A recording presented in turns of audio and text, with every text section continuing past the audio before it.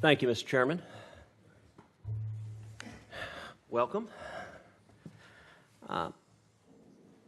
Let's start by talking about Sudan. As you know, last month in Sudan, President al-Bashir was removed from power after 3 decades of brutal repression.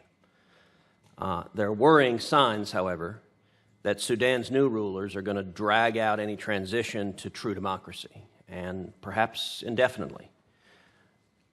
In your judgment, what is the role of development assistance in building up Sudanese institutions? We are obviously very supportive of a transition to a peaceful and democratic Sudan. We think that the people of Sudan have spoken loudly and clearly. They want to return to civilian government. And we look forward to, hopefully, the day where we're able to support and strengthen just that. Do you anticipate any significant problems distributing aid or promoting USAID's mission under Sudan's current governance? We do provide humanitarian assistance now. We're the largest donor to the people of Sudan in terms of humanitarian. We provided over $250 million of humanitarian assistance in 2018. But again, as I've said before, humanitarian assistance is treatment, not cure. I mean, that obviously is not the long-term answer. The long-term answer is fostering citizen-responsive governance, and we think that's what the people of Sudan have been protesting for. And we're all very, very hopeful, but also deeply concerned, as you've characterized. We need to see that transition occur. I think it's important for Sudan and important for all of us. Yeah, I agree. Let's shift to Nicaragua. I'm also deeply concerned about the political trends in Nicaragua and the Ortega regime. Last year, I passed legislation along with Senator Menendez and Congressman Ross Layton to impose targeted sanctions and restrictions on loans to Nicaragua and to mandate a civil society engagement strategy. The legislation was signed into law December 2018. Assistance plays an important role in our Nicaragua strategy, including democracy assistance. What is USAID's strategy for ensuring that our development assistance in Nicaragua is used in a way that promotes our priorities and values?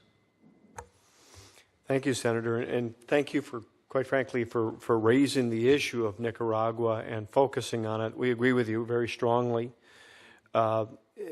Ortega is a brutal tyrant who has clearly shown no regard whatsoever, not only for democratic rights, but for the well-being of his own people. First, I think we all need to salute the extraordinary courage of young Nicaraguan activists and democracy voices. Under the harshest of crackdowns, they have continued to be loud and clear on calling for democracy. We see ourselves as a crucial lifeline to them.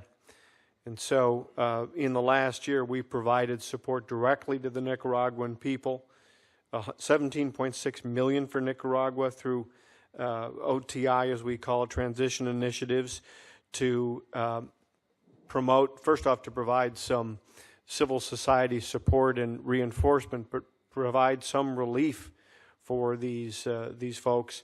Also, our voice has been consistent in calling for justice, rule of law, and a restoration to democratic order. We won't back down, just as the young people of Nicaragua will not back down. Thank you. Let's shift to Venezuela. The history of development assistance in Venezuela has been a complicated one. For decades, Chavez, Maduro, and their thugs have used foreign aid as a political weapon. Meanwhile, the country has spiraled into catastrophe, which has required USAID to coordinate with other agencies and assets in the region, including Southcom. In your judgment, what steps can USAID take, both in Venezuela and elsewhere, to ensure that badly needed aid is not diverted by regimes like the one in Venezuela? Thank you. As to Venezuela and assistance, I guess I'd offer a couple of things. First, I want to thank all of you. I want to thank the members of this committee and this body for its support for our democracy assistance work in Venezuela over the years, both sides of the aisle. The first time that I met Juan Guaido face-to-face, I'd spoken to him once on the phone, but face-to-face, he thanked me for that. That's what he thanked me for. He thanked me for the support that we have provided to civil society, but in particular, the National Assembly. He's, of course, the leader of the National Assembly and thus the interim president. And that is a reminder to all of us of just how important these investments are. We need to stay engaged and support democracy, civil society, young democratic voices. And so, first and foremost, we wouldn't be here if not for those investments, and I'm grateful. On the humanitarian side, it is an extraordinarily difficult situation, obviously. As we have mentioned, we have pre-positioned assistance in a number of places. We welcome the announcement by the International Red Cross, Red Crescent, that they are trying to find ways to see that assistance can be delivered in country, not subject to diversion from Maduro and his regime. And I can tell you more in a different setting, but we will make sure that our assistance does not get politically weaponized as assistance has too often in the past by Maduro.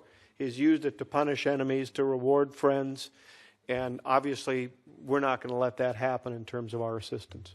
Thank you. Thank you. And we thank